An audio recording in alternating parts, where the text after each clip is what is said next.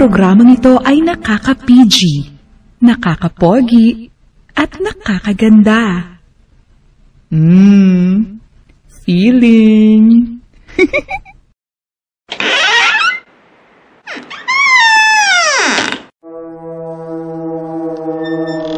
Suki ko.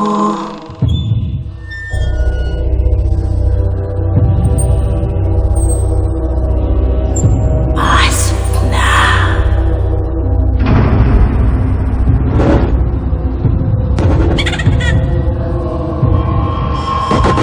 Bili na.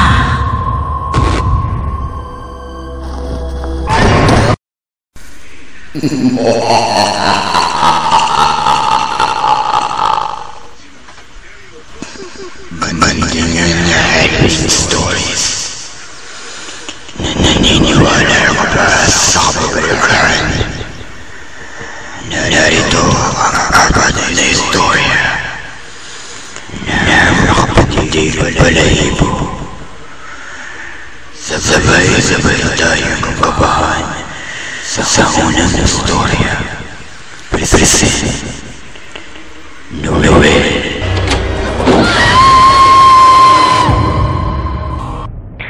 Alas 10 ng gabi, nasa school pa ang dalawang magkaibigang Noel at Gian. Matagal nang magkabarkada sila Gian at Noel. Halos sa lahat ng pagkakataon, lagi silang magkasama sa problema. Lagi silang nanggagahasa ng babae sa kanilang paaralan. Hindi sila pinapahuli ng mga nagagahasa nila. Datapwat, babae pa mismo ang nagsasabi na next time na lang ulit. Kumbaga, pakipot sa umpisa, sa huli, gusto rin pala. Magaling silang pumili ng gagahasain. Sa tingin pa lang, alam na nila na gusto ng babae na magpagahasa. Kaya hanggang ngayon, hindi sila nahuhuli. Hindi lahat ng mga sikreto ay nasasabi. Ngunit sa pagkakataon na ito, nagulat silang dalawa dahil sa mismong CR ng boys ay may babae. Tol, may babae sa CR ng boys, ang sabi ni Noel.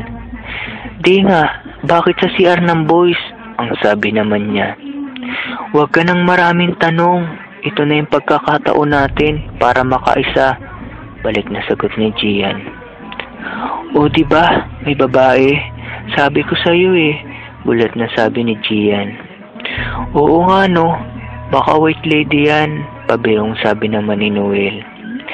Kainis naman to dami mong arte. Ako na mauunang pumasok, second round ka na lang, sabik na pagkasabi ni Gian. Pumasok si Gian sa CR. At nang lapitan niya ang babae, biglang sumara ang pintuan ng CR. Bakit di ko mabuksan ang pintuan? Tanong ni Gian. Tol, tulong, nasaraduhan kami, sigaw ni Gian. Ngunit parang walang sumasagot mula sa labas. Humarap muli si Gian sa babae. Nagulat siya dahil napunta ang babae sa sulok ng CR na nakatalikod. Unti-unti siyang lumapit upang sabihin sa babae na nakulong sila. Miss, okay ka lang? Nakulong tayo, pagtatakang tanong ni Gian sa babae. Nung humarap ang babae, halos napasigaw na malakas si Gian sa kanyang nakita. Nalalapnos ang mukha nito. Tulungan mo ko, ang malamig na pagkakasabi ng babae. Mas natakot si Gian, natitikan niya ang babae. Akala niya, mukha lang ang lapnos, buong katawan din pala ay lapnos rin. Tol, buksan mo yung pintuan, pagmamakawa ni Gian. Bakit di mo tinulungan si Jane? Sigaw ng babae. Di kita kilala, lumayo ka sa akin, sigaw ni Gian. Naalala niya ang pangalang Jane. Si Jane ay boyfriend ni Gian. Nabuntis si Jane ni Noel. Hanggang nung isang gabi, sa CR ng mga boys, nakita ni Gian na nag-aaway sila Noel at Jane. Aalis na sana si Gian na makilos ito. Napilitan siyang sumilip sa butas upang makita ang kanilang pag-aaway. "Ipalaglag mo yung bata," sabi ni Noel kay Jane.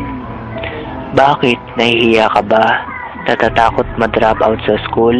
O natatakot ka sa tatay mo?" sabi naman ni Jane kay Noel. "Basta, ipalaglag mo yung bata. Kung hindi, papatayin kita," banta ni Noel kay Jane. "Sasabihin ko sa tatay mo ang lahat," sigaw ni Jane. Biglang sinuntok ni Noel si Jane.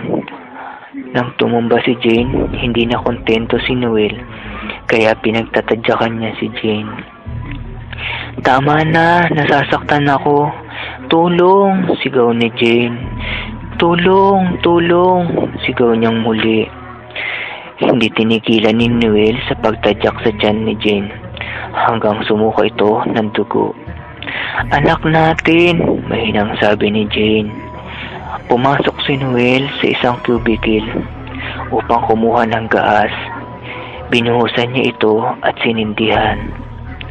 Sa sobrang takot ni Gian, tumakbo na lang ito sa mga nakita niya. Nang nasa sarili na si Gian, sinabi niya sa sunod na babae, "Sorry, natakot ako," pagmamakaawan Gian. "Pues, ngayon ka matakot," sigaw ng babae. Bumukas ang pintuan ng CR at nakita ni Gian si Noel. May hawak itong kutsilyo at gaas. "Walang hiya ka, ikaw pala ang nakakita sa akin. Matagal na kitang hinahanap," galit na sinabi ni Noel. "Tol, parang awa mo na. Magkaibigan naman tayo. At saka, hindi ko sasabihin ang sekreto mo," pagmamakaawa muli ni Gian. "Sinungaling," sigaw ni Noel. Inulan ng saksak ni Noel si Gian hanggang sa mapatay niya ito. Sinimulan saksakin ni Noel si Gian mula sa dalawang mata, sa leeg at sa dibdib. Sinigurado niyang patay na ito hanggang binuhusan niya ito ng gaas at sinunog. At pagkatapos, binuhusan ni Noel ng gaas ang kanyang sarili at sinunog din. Pagkalipas ng 1 taon, matapos nga ang mga pangyayaring iyon, ay tuloy pa rin ang mga kababalaghan sa loob ng sambahan.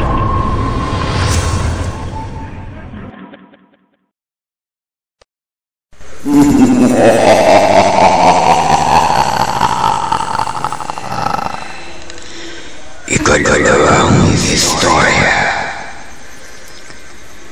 Sixth Senses.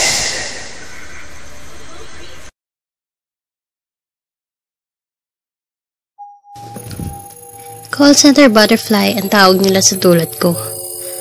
Hindi kasi ako may permit sa isang call center.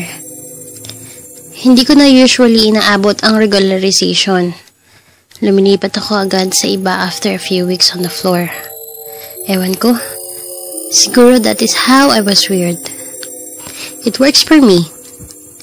Kung pwede nga lang magkulong sa kwarto at mag-DVD marathon o mag-sound trip, yun ang gagawin ko maghapon. But sometimes, it bothers me. Hindi ko ito nababanggit sa iba. Pero I'm a ghost magnet yata. Most of the time, graveyard ship ako. So pag lumalabas ako ng house, mga past 6 na. Madilim na dun sa nilalakaran ko, papunta sa sakayan ng jeep na magbababa ng EDSA. Maraming beses na kasi nangyari na may nakakasalubong ako naglalakad. Weird nakatitig sa akin na para bang nanlilisik ang mga mata. Tas pag pinilit ko ang ispat ang nilalakaran nila, nakalutang ang mga paa nila sa lupa. Alam ata nila na nakikita ko sila. May mga kaluluwang gumagala na ayaw talagang magpaabala. Nagagalit sila pag sinusundan sila ng tingin. Naalala ko minsan nung bata pa ako. Naglalaro ko sa bangketa. Tas may dumaang karo ng patay. Dun sa mga kapamilyang nakabuntot sa karo, may nakita akong maputlang lalaki na nakapamburol. Nakatitig sa akin. Hindi na naalis yun sa isip ko. Doon naman sa isang call center na pinasukan ko, sabi nila may bata raw na naglalaro sa mga training rooms sa 25th floor. Madalas, hinahampas na yung mga swivel chairs. Yung CR nga sa dulo, wala namang gumagamit dahil madalas siyang nagpaparamdam. Akala ko may laman ng isang cubicle dahil may naririnig kang mga kaluskos. Wala naman pala. Minsan nga, nag-CR ako dun. Mag-isa. Habang naghuhugas ako ng kamay, biglang humindat yung mga ilaw. Tas sa gilid ng mga mata ko, para bang may nakita akong payat na naka-blue uniform sa tapat ng iyan. Nakalutang ang mga paa niya, mga 2 feet mula sa sahig. Baka yun yung multo nang namatay sa elevator. May isang utility man daw kasing nagkukumpuni ng sirang elevator. Tas nag-short yata yung mga kable. Ayun, nabagsakan siya ng elevator mismo. Patay agad.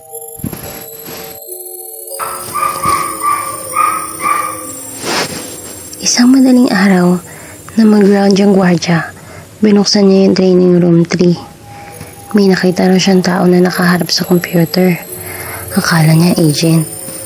Pagsasabihan niya sana kasi bawal magstay sa training room kahit before mag-start ang class. Kaso nakatalikod sa kanya, so tinawag niya. Hindi ito sumagot. Pagbukas siya ng ilaw, wala siya nakitang tao.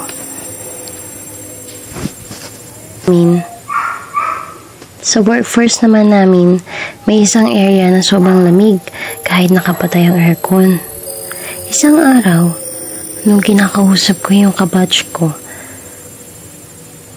bigla na lang tumilapon yung Avaya. Yung phone na ginagamit namin sa call. Nagtaka sila.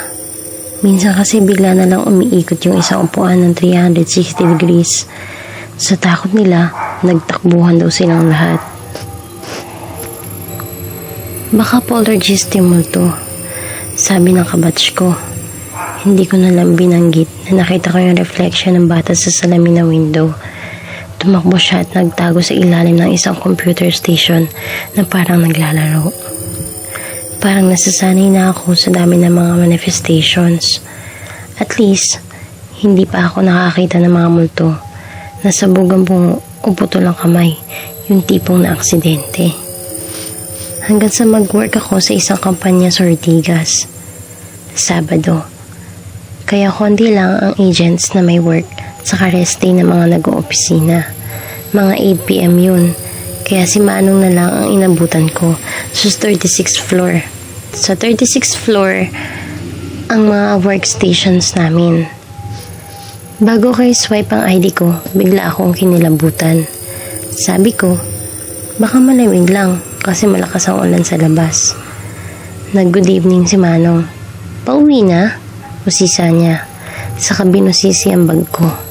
Tapos kinuha ko yung payong ko dun sa lagayan sa tabi ng door. Hanggang sa tapat ng elevator sa 36th floor ay parang aburido ako. Pinindot ko yung down button.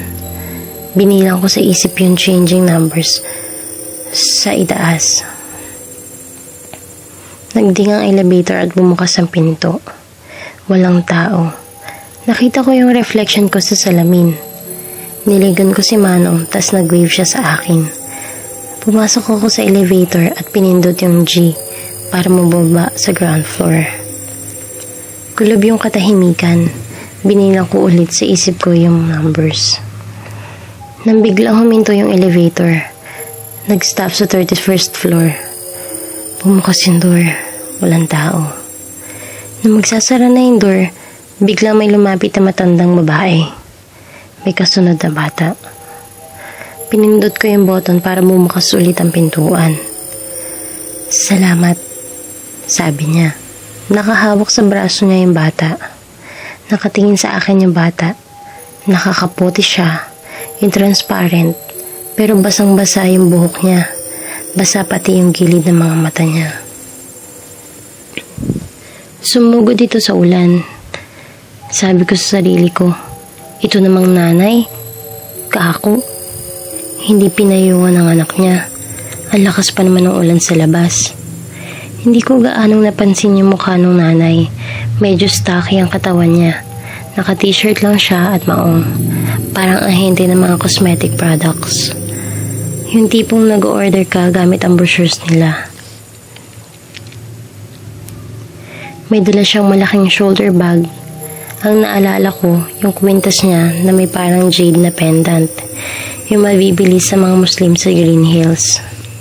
Dinukot ko ang cellphone ko. Isinaksa ko ang earphones sa mga tenga ko. Inopen ko yung playlist at in-scroll down ko sa On The Radio ni Regina Spektor. Kinlik ko yung play, tas sa itaas ng pintuan ng elevator, pababa ng pababa yung mga numbers. 28, 27, 26, 25. Biglang bumukas ang pintuan sa 23rd floor. Nagulat ako. Nagkatingin na kami ng babae. Hinintay naming may pumasok. As usual, walang tao. Nakakayamot. Na magsasara na yung elevator, nagbubukas siya ulit. Ganun siya, mga 2 beses ata. Para nagahang ng half open. Pinindot ko yung close button. Pagkababa namin ng ground floor, nauna akong lumabas ng elevator. Sumunod sa akin yung alley. Chinek ng guard ang bag ko. Gumilid ako para isara ang zipper ng bag ko. Yung bag naman ng babae ang chinek ng gwardya. Asan po yung anak niyo? Tanong ko sa babae. Ha? Anong anak? Pagtataka niya.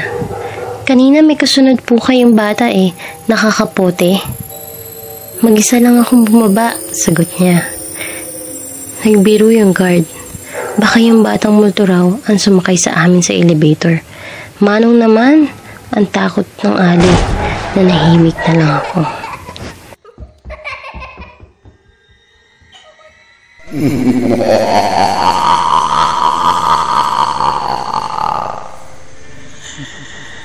Ikatlong istorya. My sister.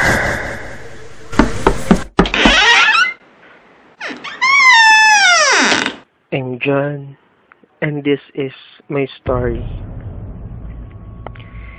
It was happened last night. I was on my bed, doing my homework for poetry, when suddenly I felt a bit sick. So I decided to go to the kitchen and get some water. It was so dark, and I was too bothered to open the lights. While I was drinking water, I heard a knock. And I was like, who would knock on our door at this time? It was probably around 11 p.m. when this happened. My eldest sister came out of her room and said, "John, what are you doing?" I said, I felt a bit sick, and while I was drinking water, I heard I didn't get to finish what I was about to say, because I heard a knock again.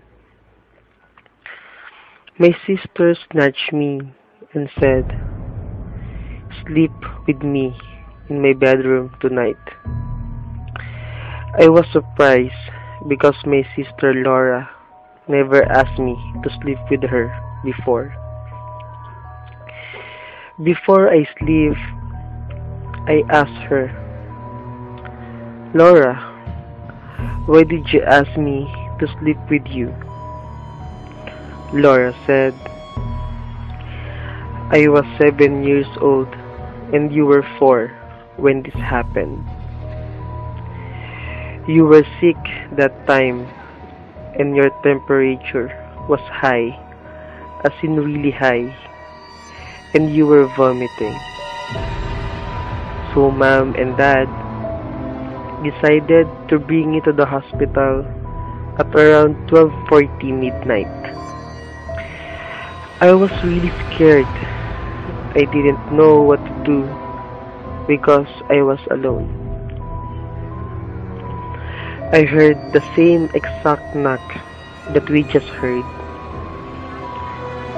I ran as fast as I can to my bedroom and locked the door. I once heard it. It's like the knock is getting closer and closer. I went inside my wardrobe and hid. The knock was getting louder until it's in front of the wardrobe where I was hiding. Suddenly, it stopped, and I thought it was gone. But I saw this girl with a very long white dress and very black hair with no eyes, just looking at me. That's where I realized she was next to me, inside the wardrobe.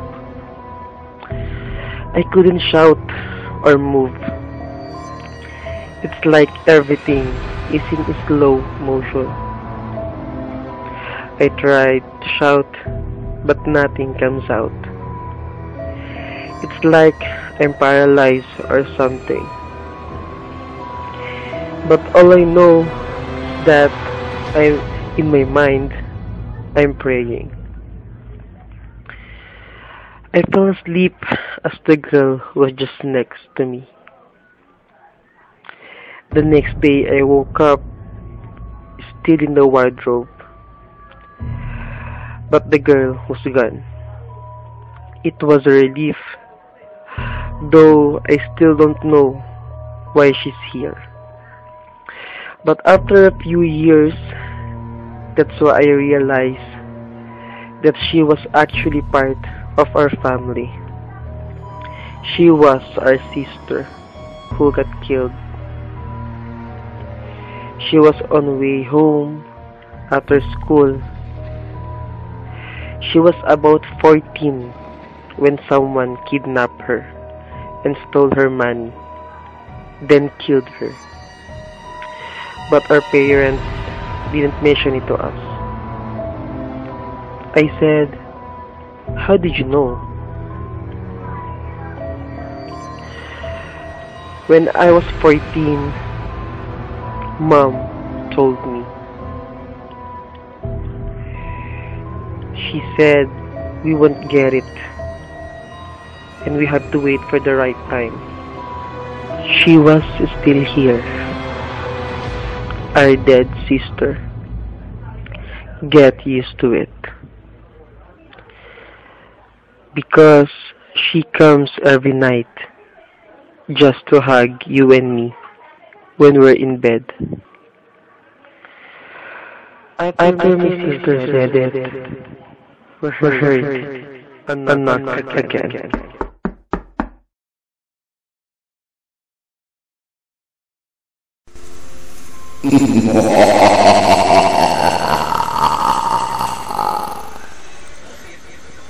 At may kaapat na istorya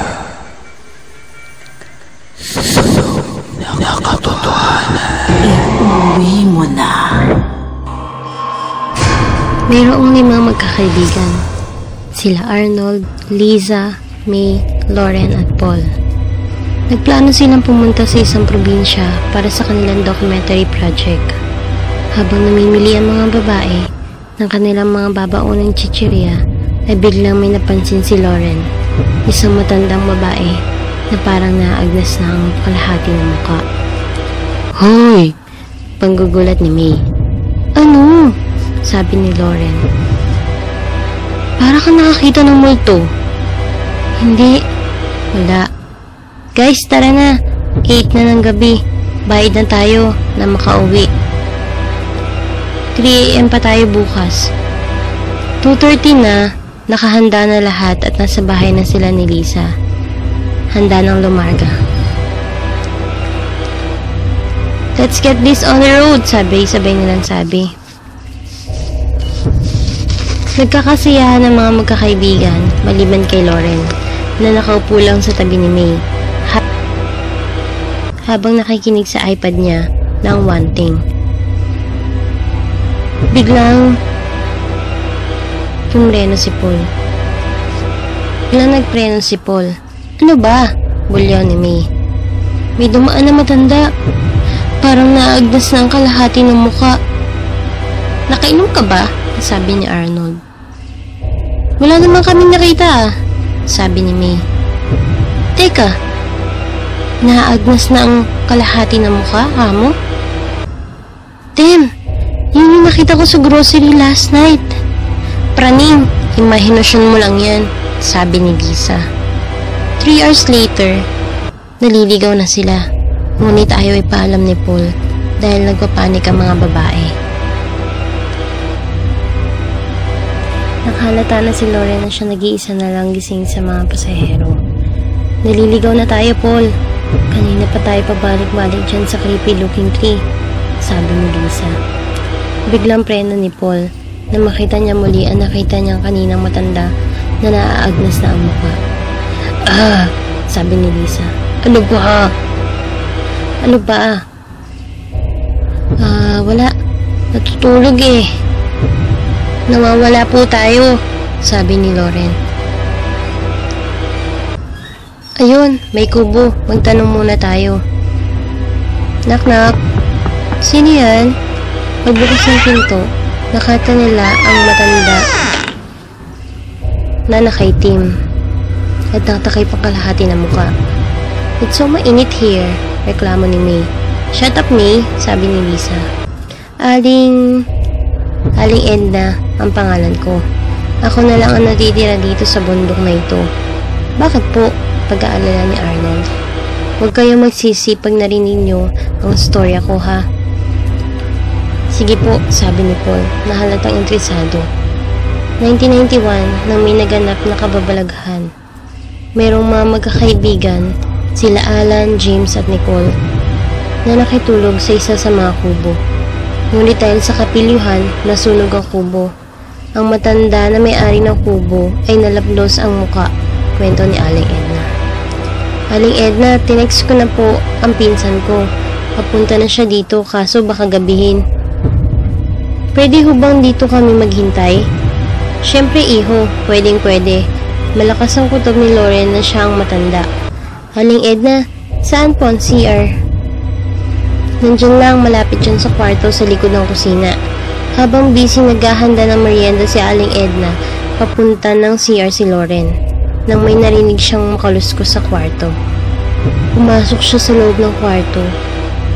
Napalit siya dahil hindi niya napansin yung bag na nasa ilalim ng kama. Ouch! Nakalagay sa strap ng bag, property of Nicole Gutierrez. Nicole. Nagulat siya na makita niya ang pangalan dahil yun ang isa sa mga kinukwento ni Aling Edna sa kanila. Agad siyang bumalik sa sala na parang walang nangyari. Aling Edna, paano niyo ho nalaman ang kwento tungkol dun sa nasunog na kubo? Kasi hindi naman talaga sila ang nakasunog ng kubo. Isang babaeng nagngangalang Edna. Ikaw? Sabi ni Arnold. Ikaw? Oo, ako. Ako nga. Ako ang pumatay sa kanila. At ako rin ang papatay sa inyo. Nawalan ako ng anak dahil sa sunog. At sa tuwing nakakakita ako ng mga kabataan, sinusunod ko